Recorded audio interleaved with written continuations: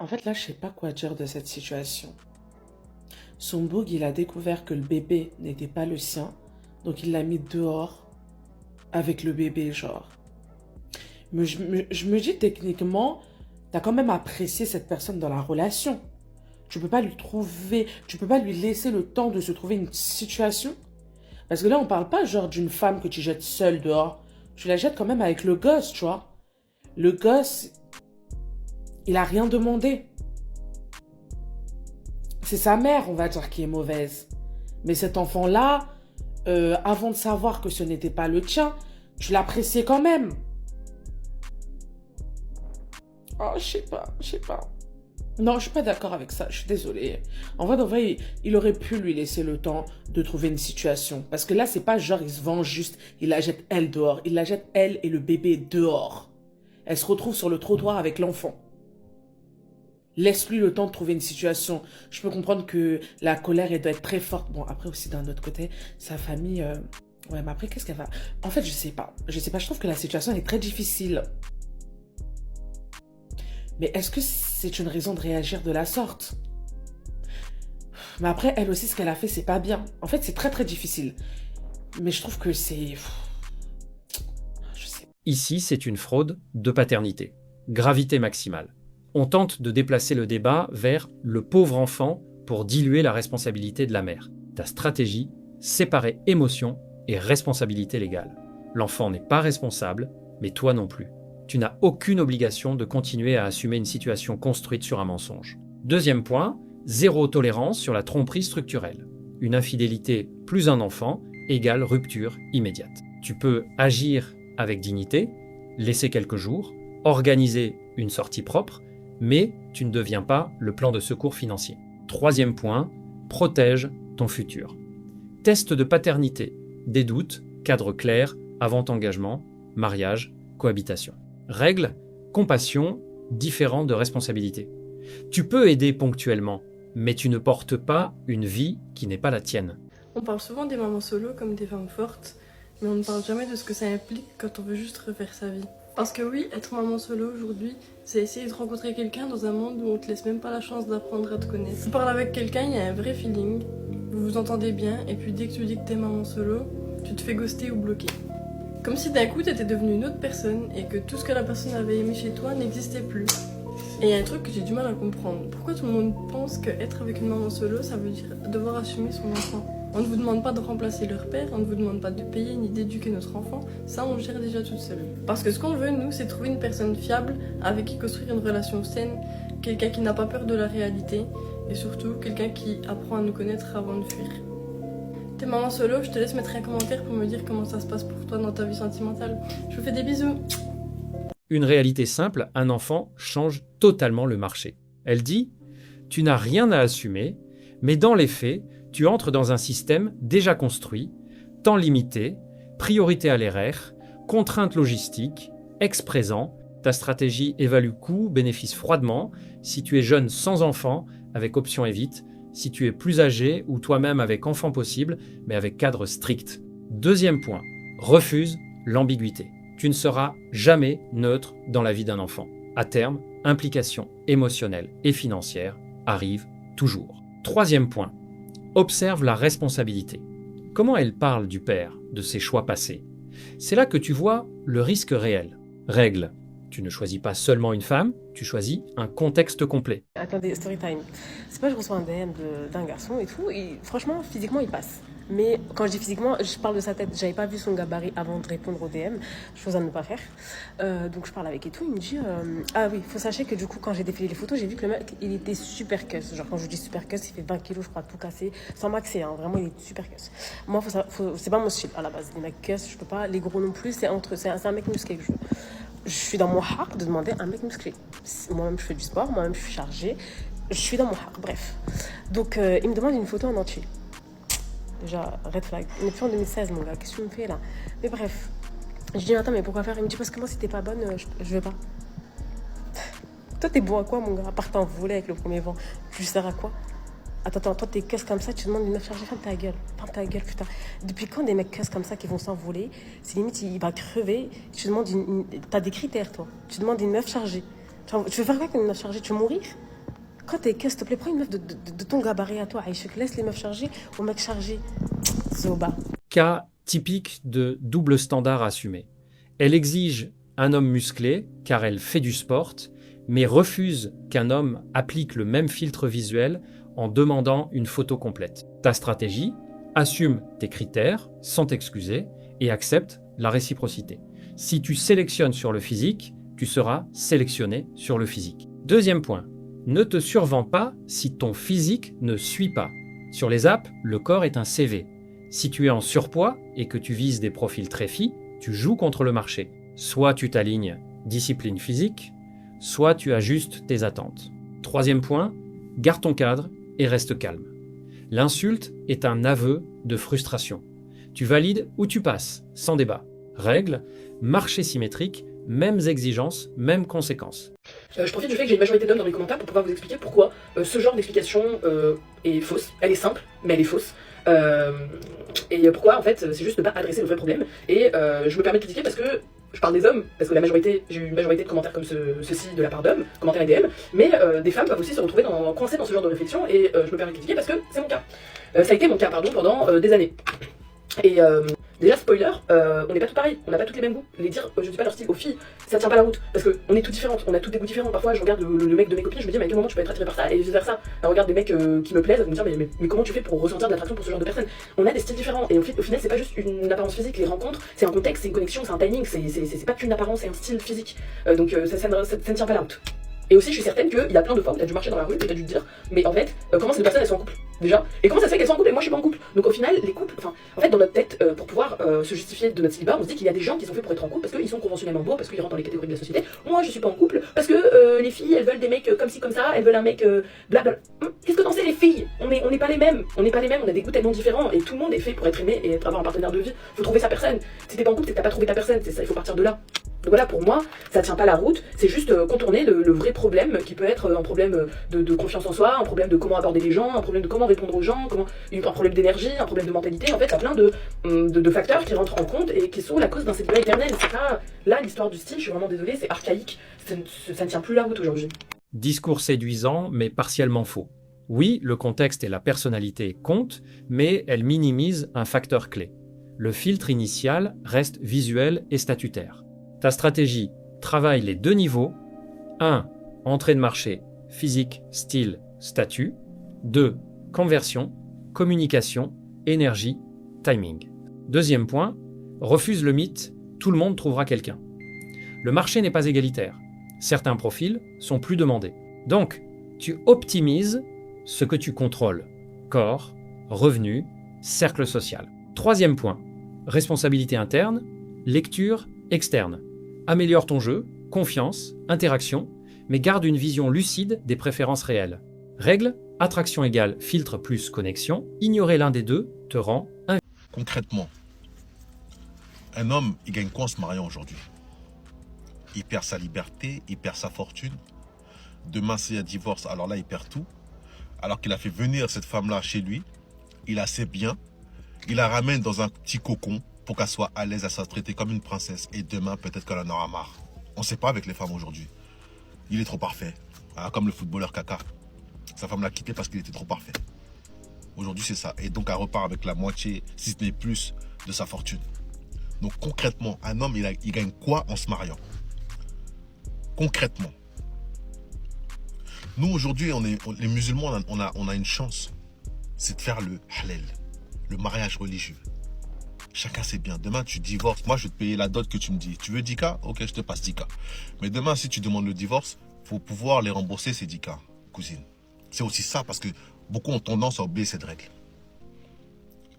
Aujourd'hui, un homme, vous voyez, hein, même par rapport aux affaires familiales, il passe devant la justice avec sa femme qui demande le divorce. La maison, elle a son nom. Il a un travail qui rémunère beaucoup plus, c'est-à-dire qu'il peut subvenir aux besoins de sa famille. Mais vous voyez devant le juge, et souvent le juge est une femme, donc elle n'est pas partiale. Enfin, elle devrait être impartiale. Elle est clairement du côté de la femme, même si la femme ne travaille pas, la femme n'a pas de quoi nourrir, loger ses enfants, automatiquement la garde va vers cette dernière. Donc concrètement, dites-moi, une seule raison pour qu'un homme il se marie à la mairie et il fait les biens communs. Vas-y, dites-moi une bonne raison. Il n'y en a pas. Il n'y en a pas. Aujourd'hui, regardez les femmes qu'on nous propose. Elles sont stupides. Elles n'ont pas d'études. Elles ne savent pas cuisiner. Elles ne savent pas s'occuper d'un foyer. Elles savent que se plaindre et se maquiller. En fait, le seul argument qu'aujourd'hui a la femme, c'est son physique. Pourquoi aujourd'hui, vous voyez sur les réseaux sociaux, elles montrent que ça. Leur physique, maillot de bain, bikini. Elles vont partir se refaire. BBL, les seins, le nez. Elles se refont tout. Parce qu'elles, au lieu de l'argent là qu'à mettre dans tout ça là, parce que ça coûte cher tout ça. Hein. Ça coûte cher tout ça. Elles peuvent ouvrir un petit institut de beauté. Un petit commerce. Non. Elles investissent sur leur physique parce qu'elles savent que c'est leur seul argument aujourd'hui en 2026 pour alpaguer des futurs proies, des petits clochards mentaux qui deviennent fouteux par exemple, ou des rappeurs. Parce que maintenant c'est ça le but de la femme. C'est qu'elle est pauvre. Le seul critère qu'elle a, c'est son physique. Donc, elle va en mettre des photos en voiture, en voilà sur Instagram pour alpaguer des mecs faibles. Lui, les fouteux, au lieu de taper dans son nouveau statut social des femmes qui sont aisées, il va prendre des petits clochards des cités qui savent se maquiller, qui savent se faire belles, qui vont dans toutes les soirées le week-end. Et il va se poser avec cette grognasse, il va lui faire un enfant. Et bingo pour elle. Elle va demander le divorce et elle va garder l'enfant à la maison et tout. Et la moitié de la fortune de ce con. Voilà le plan d'investissement des femmes en 2026 aujourd'hui. Se faire belle, faire de la chirurgie, choper des mecs riches, se marier, faire des enfants et demander le divorce. Voilà pourquoi les hommes vont plus se marier. Et il faut arrêter de parler chinois. Discours extrême, mais il pointe un risque réel. Le mariage sans protection est un contrat à asymétrie élevée. Ta stratégie ne refuse pas le mariage, sécurise-le, choisis une partenaire stable, historique cohérent, gestion financière saine, faible besoin de validation externe. Deuxième point, protège tes actifs avant engagement. Séparation de biens, accord clair, traçabilité des apports. Ne mélange pas tout par naïveté. Le problème n'est pas l'amour, c'est l'absence de structure. Troisième point, observe les incitations.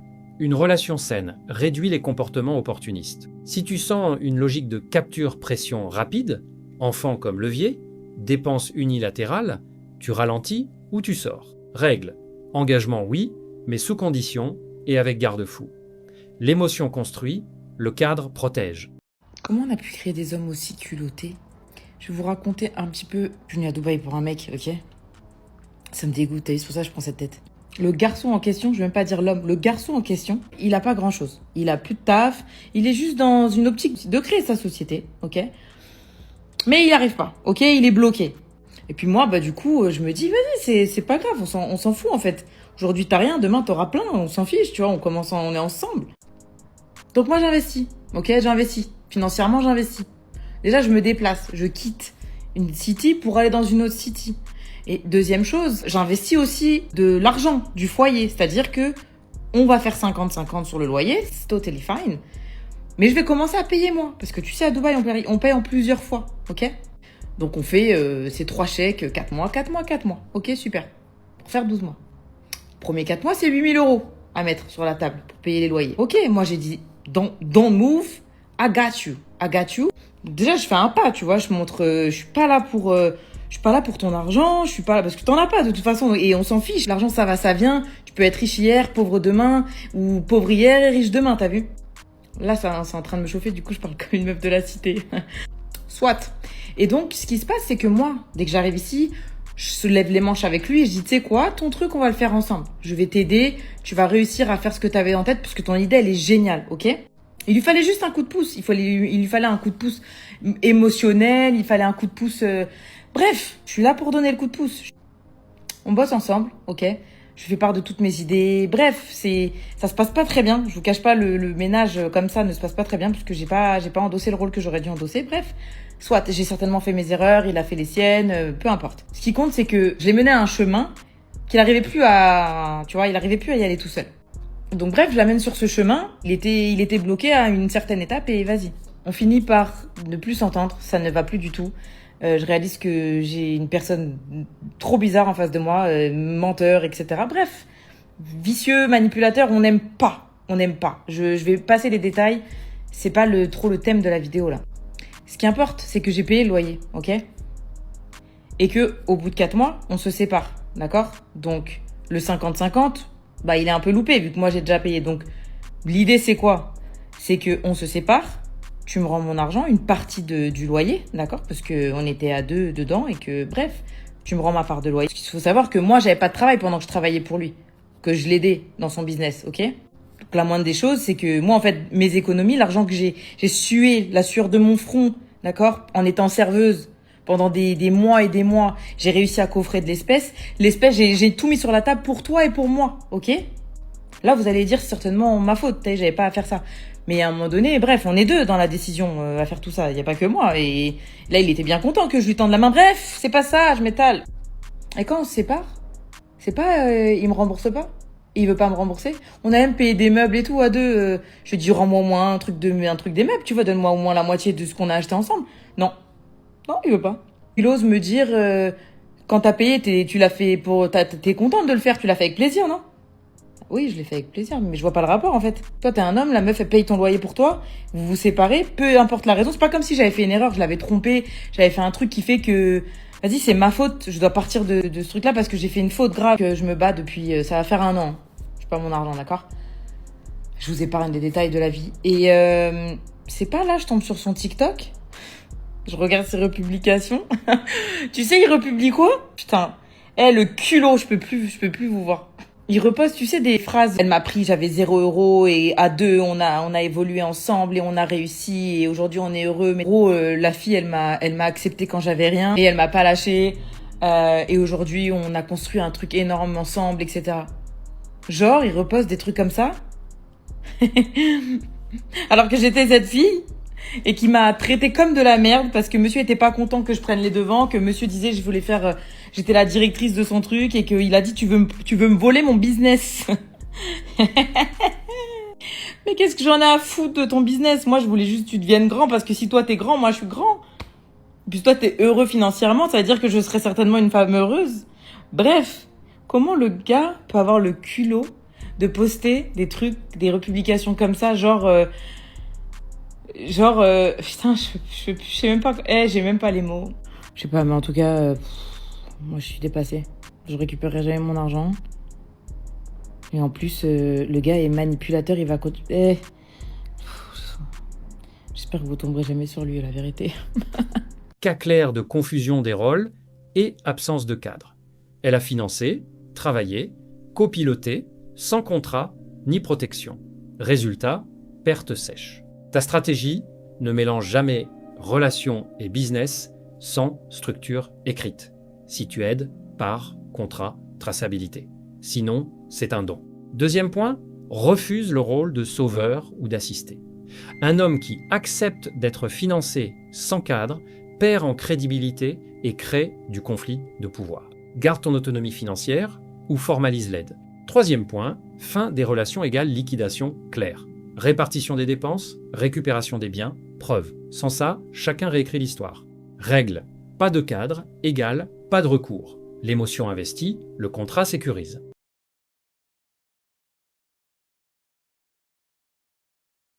Si cette analyse t'a parlé, alors ne bouge pas. La vidéo qui s'affiche à l'écran en ce moment va sûrement te plaire.